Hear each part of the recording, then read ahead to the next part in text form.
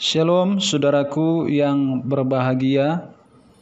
Marilah kita sejenak merenungkan firman Tuhan dengan tema Nama Yesus Penuh Kuasa. Saudaraku, mengawali perenungan kali ini, mari kita bersatu dalam doa. Ya Bapa di surga, dalam Tuhan Yesus kami bersyukur atas segala berkat dan anugerah-Mu. Tuhan, kami akan merenungkan sebagian dari firman-Mu. Kiranya Engkau yang menolong kami, memberikan kami hikmat. Dalam nama Yesus kami berdoa. Amin.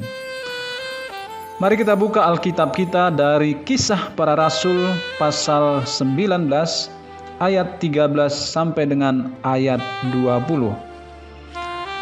Demikian firman Tuhan.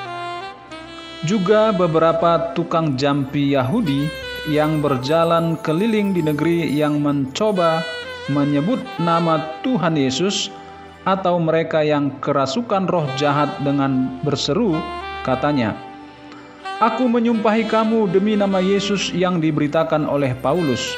Mereka yang melakukan hal itu ialah 7 orang anak dari seorang imam kepala Yahudi yang bernama Skewa. Tetapi roh jahat itu menjawab, "Yesus aku kenal dan Paulus aku ketahui. Tetapi kamu, siapakah kamu?"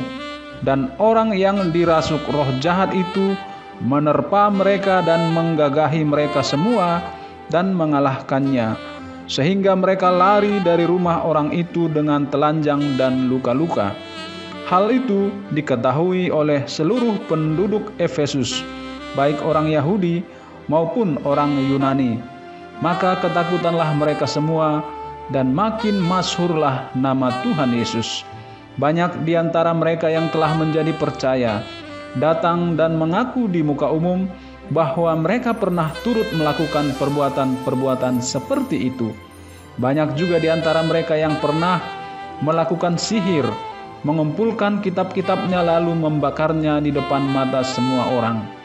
Nilai kitab-kitab itu ditaksir 50.000 uang perak. Dengan jalan ini makin tersiarlah firman Tuhan dan makin berkuasa.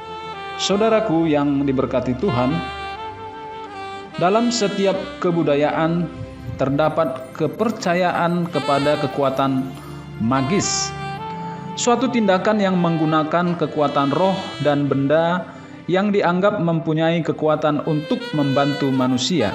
Salah satu bentuknya adalah praktik penyembuhan atau pengusiran roh jahat dengan mengucapkan nama tertentu. Nah, ini biasanya disebut sebagai mantra. 7 orang anak Skewa menjadi tukang jampi. Mereka menggunakan nama Yesus untuk mengusir roh jahat. Nama Yesus yang diberitakan oleh Rasul Paulus menjadi masyhur kuasanya. Sebab nama Yesus mengandung kuasa. Itulah yang menyebabkan anak Skewa memilih mencatut nama Yesus dalam praktik mengusir roh jahat. Mereka hanya tahu nama Yesus tetapi tidak mau hidup dalam kebenaran Allah. Saudaraku, akibatnya roh jahat itu tidak tunduk kepada nama Yesus yang dikatakan oleh para dukun Yahudi itu. Roh jahat juga mengetahui tentang Yesus dan Paulus, namun roh itu tidak mengenal otoritas anak-anak Skewa. Akibatnya orang yang dirasuki roh jahat balas menyerang orang-orang tersebut. Mereka menerjang sehingga orang-orang itu lari ketakutan. Saudaraku, ada perbedaan antara tahu dengan percaya. Perasaan tahu hanya melihat atau mendengar, belum sampai pada pemahaman yang sebenarnya. Sedangkan percaya adalah sikap mengandalkan sesuatu yang dipercayai. Orang yang percaya kepada Yesus akan hidup menurut kehendaknya.